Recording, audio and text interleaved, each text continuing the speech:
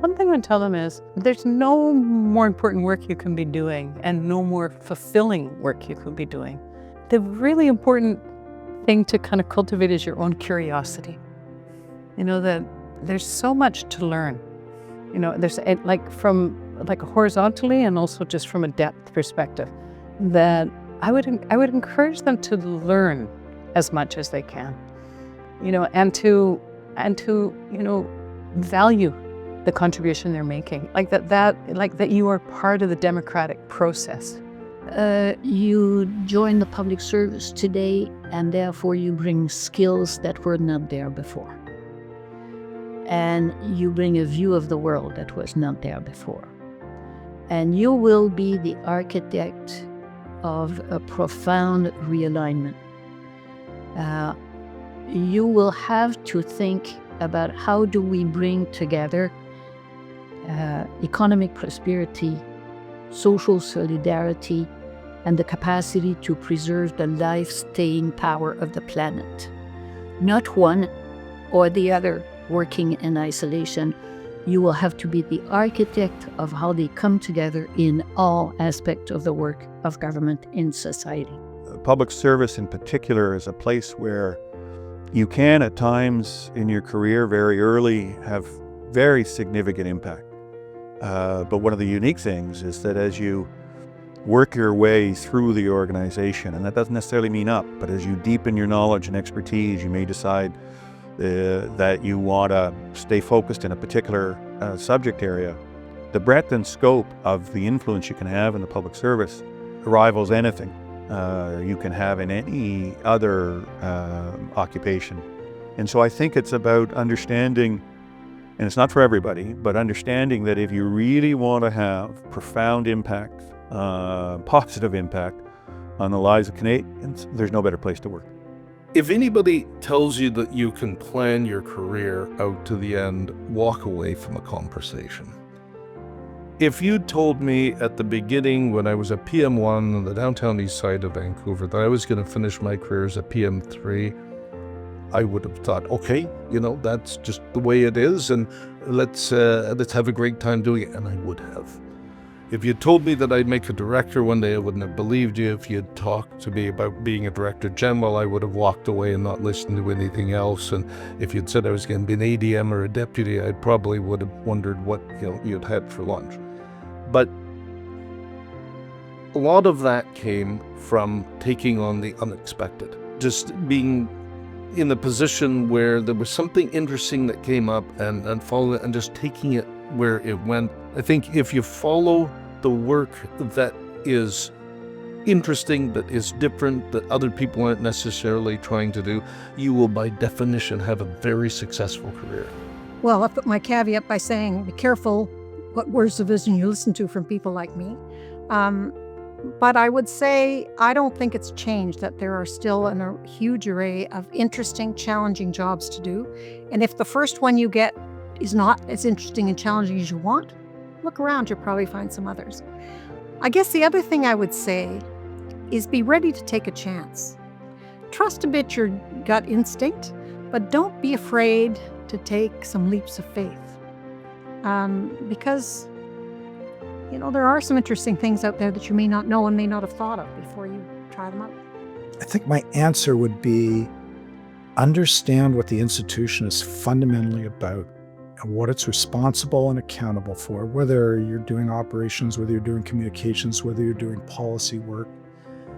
Take as much of it as you can and internalize it, and think about why you're doing it and whether you're passionate about it.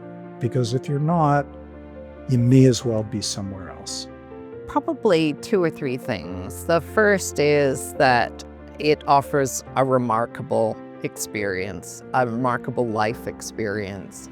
And the variety of jobs which can be accessed within the public service is unparalleled. I don't think there's another organization in the country that offers that breadth of experience.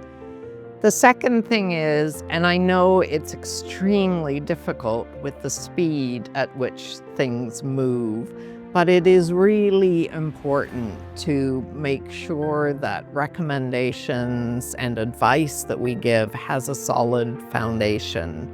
It takes time, and time is sort of one thing that nobody has. But that's a challenge we have to confront. It is a fantastic place to be. Like, I am the product of the public service. All the opportunities that I had were created by the public service. One success leading to another.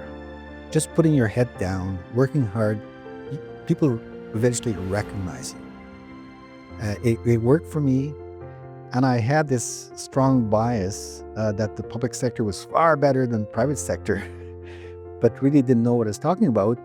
But in the last 10 years or so, I have spent time in the private sector, and I'm convinced more than ever that the public sector has so much more to offer. The subjects are more complex. It's much more difficult to get results. But once you achieve that in a complex environment, it's far more rewarding. It doesn't matter whether you decide on a business career or a public service career or an academic career. In all of those areas, you're always striving to make a mark that will leave the country, your institution, your company stronger, and make the world better in some sense. There is something to be said for actually having delivered, done, actually made a difference. So I think we do undervalue that aspect. And so I give the advice, could somebody stand up for you and say, this person did this, and that was not something that was there prior to that person? So do you have that sense of accountability where you take pride? Yes, you could be part of a team, but what did you deliver? What was your narrative? And will others be able to speak for your narrative as somebody who actually delivered something of value? That's the second piece of advice. So don't just be a talker. Don't just be part of, the furniture or whatever it is. Establish that and actually deliver something concrete that you can be proud of and others will actually recognize. Never be cynical, because I think Canadians deserve better from their public service. Never be cynical. Never take your work for granted and just do it halfway. Always go the extra mile and do more because you work for Canadians. And it's an honor to be a public servant. Not every day will be great, but you're there to do a job, and it's not just the job. It's a job that could make a difference. Never forget that. There are many ways to serve Canada. Some people put on the uniform of the Canadian Armed Forces. Some people become police officer, firefighter, other first responders. Some go into the medical field. Some go into private business and they make this country stronger economically. And some provide leadership and essential support to Canadians coast to coast to coast. We're all serving, every one of us. And I must tell you, I followed the public service values when I was deputy. And I would speak about those values because no matter where you are in the structure, if you abide by those public service values, you will provide extraordinary support to Canadians. The notion of respect for democracies, respect for people, integrity, excellence, and stewardship. And certainly at the Space Agency and Veterans Affairs, I would speak about those values to the most junior employees who, by the way, I would walk around in their office flats and sit in their cubicles and shoot the breeze and thank them for their service. And that's what I'd like to do today. Well done.